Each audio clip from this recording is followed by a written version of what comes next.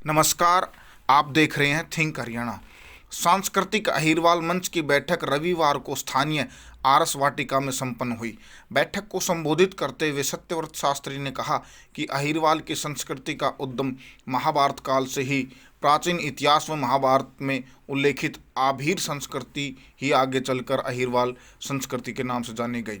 उन्होंने कहा कि भारत में के प्रभाव काल में भी यह संस्कृति अपने आप में विश्व प्रसिद्ध रही है, परंतु देश की आज़ादी के प्रथम स्वतंत्रता संग्राम के लिए नसीबपुर में जो लड़ाई लड़ी गई, इसमें अंग्रेजी सेना जनरल व ब्रिगेडियर स्तर के सैनिकों को मौत के घाट उतार दिया था और 5000 से अधिक अहिरवाल के सैनिक इसमें शहीद हुए थे, परंतु उसके बाद भी युद्ध हार गए थे। इसी युद्ध की हार के बाद संस्कृति के पतन के काल शुरू हो गए।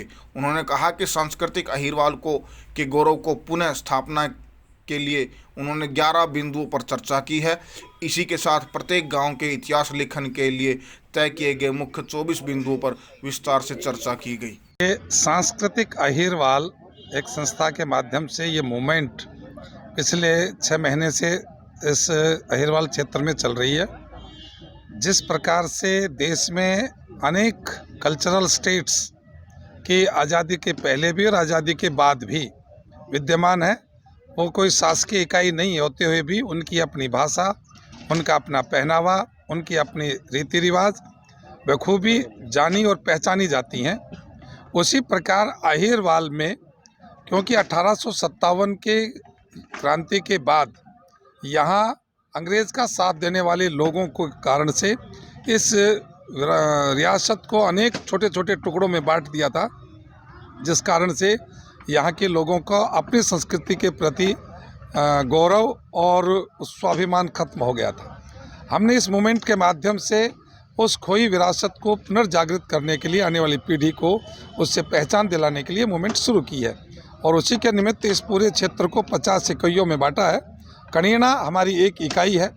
आज कनीना के विभिन्न गांवों के यहाँ लोग आए और उनको इस परंपरा को कैसे आगे बढ़ाया जा सकता है उस पर चर्चा की।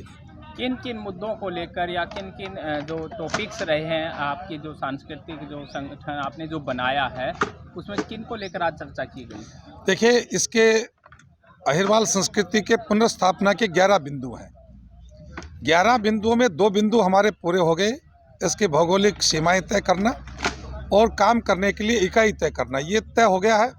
अब तीसरा बिंदु हमारा है कि इस भौगोलिक क्षेत्र में लगभग 2500 गांव हैं, उन गांवों का स्वतंत्र और व्यापक इतिहास का लेखन हो और उस एक गांव की इकाई के लिए 24 बिंदु हमने तय किए हैं सब लोगों से सलाह करके।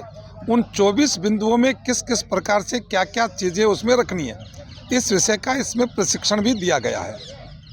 जी, भौगोलिक स्थिति की आपने बात की है, तो भौगोलिक स्थिति जो अहिरवाल की है वो कहाँ कहाँ तक फैली है, कितना एरिया इसमें शामिल रहा? देखिए, इसमें फरुखनगर से लेके और विराटनगर और तावड़ो से लेकर श्री माधोपुर तक यदि बाउंड्री एरिया देखेंगे तो कनीना से हम लेंगे तो कनीना, महेंद्रगढ़, बुहाना, सिंघाना, खेतड़ी, उसके बाद पाटन, निमका थाना, श्री माधोपुर, अजीतगढ़, विराटनगर, पावटा, कोटपुतली, बांसुर, तिजारा, कोटकासिम, किशनगढ़ और सोना, तावड़ू और फिर बादशाहपुर और गुड़गांवा और दिल्ली और उधर से फिर खेड़की, दौला, फरुखनगर, हेली मंडी, पटौदी, कोसली और कनीना।